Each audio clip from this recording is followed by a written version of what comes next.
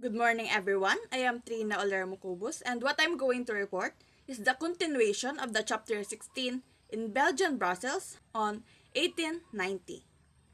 Because of the bad news from home, Rizal came to the presentiment of death. This morbid presentiment of early death was divulged him to M.H. del Pilar or Marcelo H. del Pilar in a letter from Brussels dated on June 11, 1890 as follows. Sad presentiments assault me, though I do not give them entire credence. In my childhood, I had a strange belief that I would not reach 30 years of age.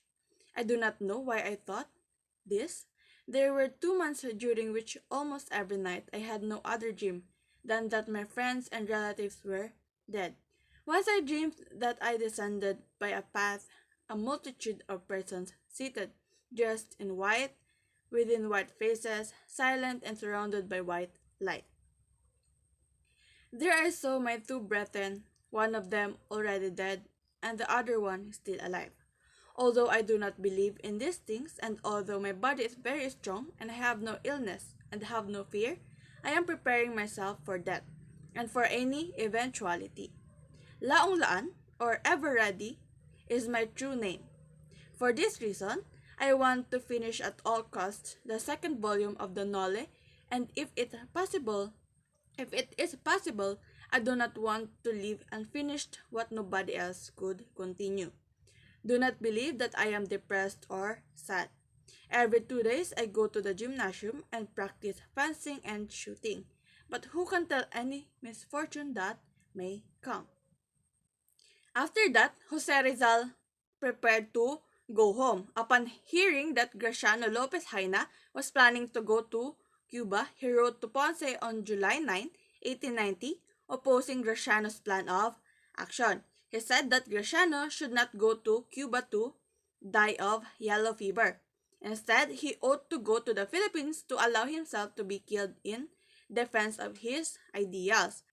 Adding, Rizal said, "We have only once to die, and if we do not die well, we lose an opportunity which will not again be presented to us." In another letter to Ponce, dated on July 18, 1890, he expressed his determination to go home as follows. So this was his letter. "I want to go back to the Philippines, and although I know it would be daring and imprudent, what does that matter? The Filipinos are all very, very prudent, and that is why our country is going the way she is. As it seems to me that we are not making any progress by following prudence, I am going to look for another pathway. The only thing that can detain me is a doubt whether my parents agree.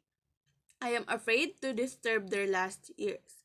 In case they should object to my homecoming, I would work for a livelihood in some other part of the world." After wanting to go home, Rizal decided to go to Madrid. Accordingly, Rizal wrote to M.H. del Pilar on June 20, 1890, retaining the latter's services as lawyer. He further informed del Pilar that he was going to Madrid in order to supervise the handling of the case. In another letter to Ponce, written at Brussels on July 29, 1890, Rizal announced that he was leaving Brussels at the beginning of the following month and would arrive in Madrid about the 3rd or 4th of August. By that, he wrote a poem entitled To My Muse on 1890. "Invoke no longer is the muse, the lyre is out of date, the poet is no longer used, and youth its inspiration now imbues with another form and state. If today our fancies ought, a verse would still require. Helicon's hill remains unsought, and without heed we but inquire why the coffee is not brought. In the place of thought sincere, that our hearts may feel, we must seize a pen of steel, and with verse and line severe, fling a broad jest and jeer. Muse that in the past inspired me, and with songs of love hast fired me. Go thou, now full repose, for today in sordid prose I must earn the gold that hired me. Now must I ponder deep, meditate and struggle on.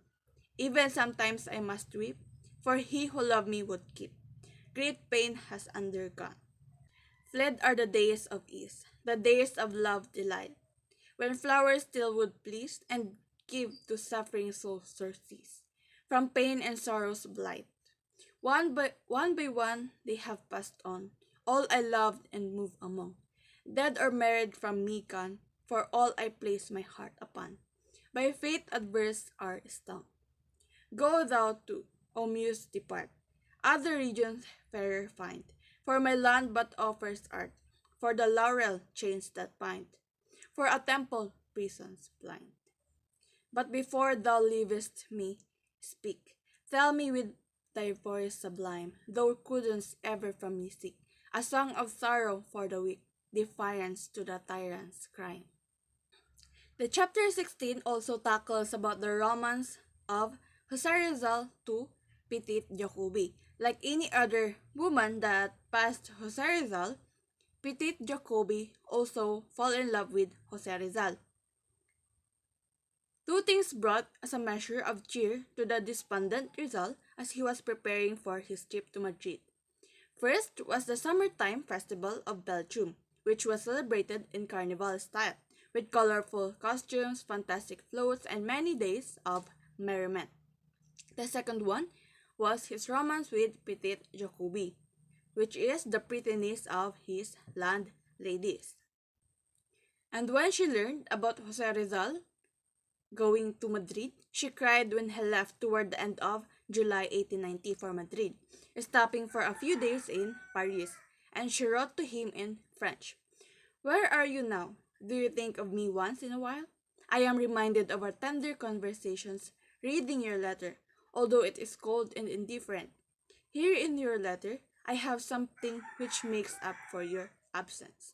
How pleased I would be to follow you, to travel with you, who are always in my thoughts. You wish me all kinds of luck, but forget that in the absence of a beloved one, a tender heart cannot feel happy. A thousand things serve to distract your mind, my friend, but in my case I am sad, lonely, always alone with my thoughts, nothing. Absolutely nothing relieves my sorrow. Are you coming back? That's why I want. That's what I want, and desire most ardently. You cannot refuse me. I do not despair, and I limit myself to murmuring against time, which runs so fast when it carries us toward a separation, but goes so slowly when it's bringing us together again. I feel very unhappy, thinking that perhaps I might never see you again. Goodbye. You know, with one word, you can make me very happy.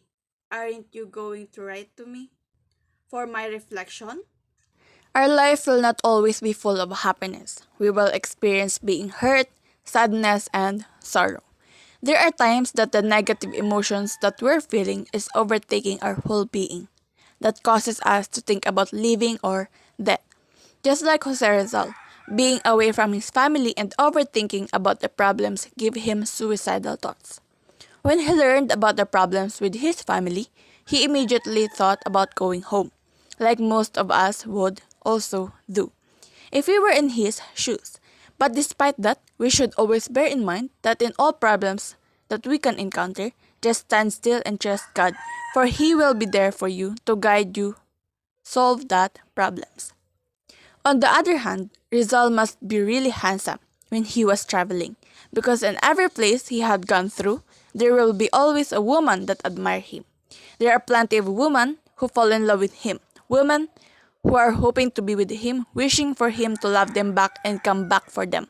But they are unfortunate because Jose Rizal will never be back. That's all. Thank you for listening.